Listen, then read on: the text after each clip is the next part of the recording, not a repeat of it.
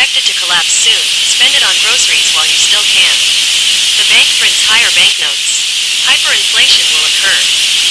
يمكن للسائحين إنفاق أموال وطنهم الأم وتوزيعها في جميع أنحاء البلاد، والحفاظ على تشغيل التلفزيون والراديو بقدر ما تستطيع للحصول على مزيد من البيانات. حظا سعيدا.